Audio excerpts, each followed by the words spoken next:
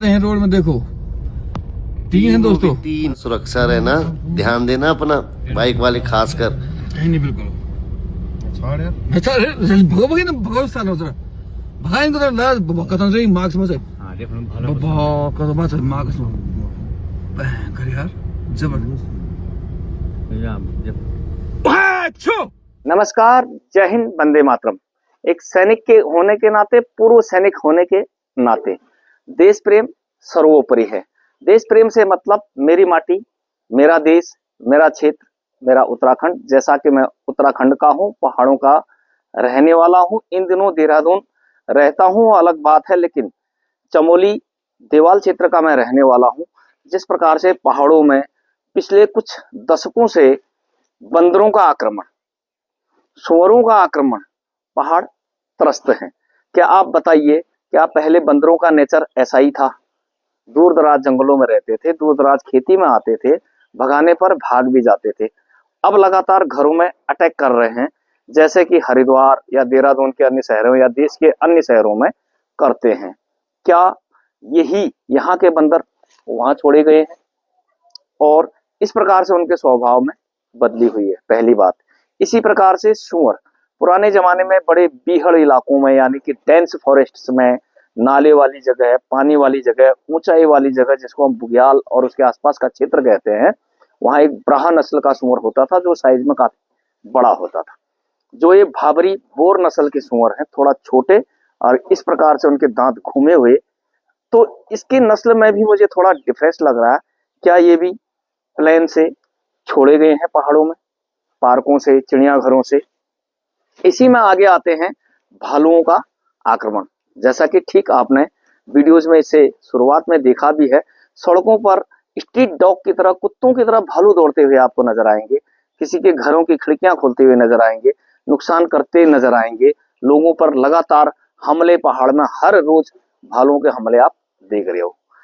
जो असल में होता क्या था कि जब भालू अपने एक, यानी चैत के महीने के बाद से लेकर ये खरीफ की फसल और उसके एंडिंग स्टेज तक, जब अक्टूबर नवंबर तक वनस्पतियां जब लगभग खत्म हो रही होती हैं, तो भालू को खाने को खूब सारा चाहिए, खूब सारा फैट्स उसके शरीर में होना चाहिए, जिसके लिए वो खूब खाता है। और एक सर्वहारी प्राणी है, जो घास पात भी खा लेगा, कीड़े मकोड़े भी खा लेगा, मीट मांस मिले तो वो भी भालू खा लेता है।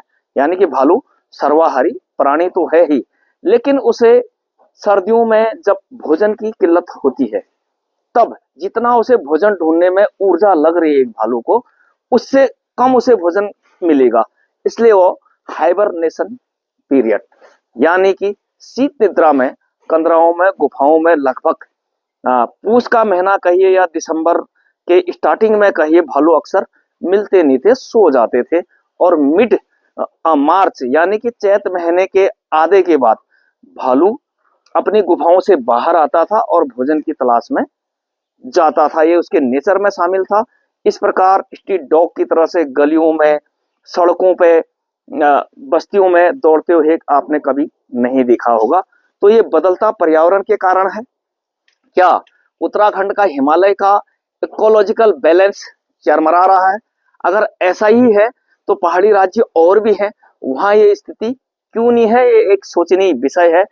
क्या वास्तव में उत्तराखंड में भोजन की जंगलों में इतनी कमी होगी, जैसा हम डिस्कवरी में देखते हैं, अफ्रीकन जंगलों को देखते हैं, सवाना के जंगलों को देखते हैं, खूब सारा डेंस फॉरेस्ट, खाने को वेजिटेशन, और एक फूड चेन में अपने अपने स्तर पर सबका जीवन यापन हो रहा है। यानी कि एक जंगल में यदि बहुत ज्यादा घास हो रही है तो समझो मृग कम हो गए हैं, यदि मृग बहुत ज्यादा होंगे तो घास नष्ट हो जाएगी, इसका मतलब बाघ कम हो गए हैं। यदि बाघ बहुत अधिक हो गए हैं तो पहले वो मृगों को खत्म करेंगे, उसके बाद इंसानों पर, इंसानी बस्तियों पर, मवेशियों पर हमला करेंगे। क्या इस प्रकार का फूड चेन बिगड़ रहा है? क्या हिमालय का इकोलॉजिकल बैलेंस चरमरा रहा है, या फिर इसमें कोई डिस्टरबेंस आ गई है? और फिर आते हैं गवर्नमेंट के उपायों पर। क्या उपाय सरकार कर रही है? क्या पिंजड़े लगाने के बाद और फिर उनका नसबंदी करने के बाद जानवरों की, कि उनकी संख्या रोकी जाए, उनको विभिन्न पार्कों में छोड़ा जाए, टीमें गठित किए जाए, फ्लश लाइट्स की व्यवस्था की जाए कि जानवरों के आंखों पर जब सीधे रोशनी पड़ती है तो याद रखिए, जानवर सबसे ज्यादा आग से डरता है, लेकिन हर समय ऐसे उपाय ना भी कर पाए जनता, तो इसके लिए पहाड़ों में जो एक बहुत ज्यादा हमले, बंदरों से परेशान, शुअरों से परेशान और भालुओं से परेशान, और भालू का तो नेचर की मैंने बात बता दी। ठीक है, जंगलों में वेजिटेशन बहुत कम है, चीड़ के जंगलों में कुछ खास खाने को नहीं होता है, वास्तव में होता भी जब हिसोल, किलमोड़ी या फिर इस प्रकार के बरसात में छत्रक, यानी ये फफूदियां या इस प्रकार के चों जिसको बोलते हैं हम, मशरूम कहते हैं, वो उगती हैं, तो बंदर लंगूर थोड़ा उनकी तरफ चले जाते हैं और खेतों में कम आते हैं। और अब सर्दियों में तो लगातार घरों पर आक्रमण करेंगे क्योंकि खाने को नहीं मिल रहा, मान लिया, लेकिन नेचर में परिवर्तन आया कैसे? पहले भी तो बोलते थे हम, यार पूस के महीने का जैसा बंदर क्या लग रहा है, यानी कमजोर सा, वो अपना जंगलों में ही व्यवस्था, उसी व्यवस्था पर आधारित था, घरों में आक्रमण वो भी नहीं करते थे, ना ही सुअर घर गांव में आते थे, ना ही भालू इस प्रकार से आक्रमण इस सर्दी में भी कर रहा है। तो भालू के नेचर में क्या, उसे सर्दियों के लिए जो पर्याप्त उसे फैट्स मिलनी चाहिए थी, अब उसे शीत निद्रा में होना चाहिए था। भालू आखिर शीत निद्रा में क्यों नहीं गया? क्या वो चिड़ियाघर का भालू है? क्या उसका नेचर में इस प्रकार का बदलाव कि उसको आदत ही नहीं है? क्यों वो सड़कों पर इस प्रकार से दौड़े दौड़े अपने बच्चों सहित फिर रहा है? तो इन चीजों का जवाब आप लोगों ने कमेंट्स में जरूर देना है। और ये वीडियोस मैंने आज इसलिए बनाया है, कहीं ना कहीं ecological balance, nature of animals, भालू के स्वभाव या जानवरों के स्वभाव या सूअरों के स्वभाव में जो बदलाव हुआ है वो मानव निर्मित है, हम लोगों की वजह से हो रखा है, या प्रकृति में ऐसा बदलाव हो गया, खाने को कुछ नहीं मिल रहा है, या फिर चिड़ियाघरों से, आसपास के जंगलों से उठाकर पहाड़ों में भेज दिए गए हैं। नदियों की एक छोटी सी बात करूंगा, नदियों में जो मछलियां हैं वो लगातार कम हो गई है। सबसे स्वादिष्ट मछली कहते हैं कि पिंडर की होती थी, हिल ट्राउट, गोल्डन ट्राउट मछलियां। तो जो पानी में लगातार जो फ्लड्स आते हैं, पानी में जो मिट्टी आती है, कहते हैं कि उससे उनके गलफड़ों में पानी मिट्टी भर जाती है, जिससे वो मर जाते हैं, या जगह जगह सड़कें खुद रही हैं उस वजह से है, या फिर कोई और तरीके से मछलियों का विनाश हो रहा है।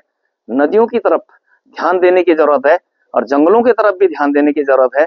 नदियों में लगातार मछलियों का स्तर घटता जा रहा है, जबकि जंगलों में जानवरों की संख्या लगातार बढ़ रही है। क्या इसके लिए एक और उपाय, जो कि कहना नहीं चाहता, फ्री हंटिंग अगले 5 साल के लिए क्या होनी चाहिए? जैसे पुराने जमाने में हंटिंग कुछ हद तक जायज मानी जाती थी, और नदियों पर क्या पूर्ण प्रतिबंध लगा दिया 2 साल, 3 साल, 5 साल के लिए, और ट्राउट्स मछलियों के उसमें बीजारोपण किया जाए, अंडे डाले जाएं, पाला जाए, जिससे प्राकृतिक इकोलॉजिकल बैलेंस उसी तरह का हो जाए जैसा एक वास्तविक नेचर का होता है। तो ये वीडियो आपको देखकर कैसा लगा, और आप इसमें अपने कमेंट्स जरूर जोड़िएगा। जय हिंद, नमस्कार, वंदे मातरम।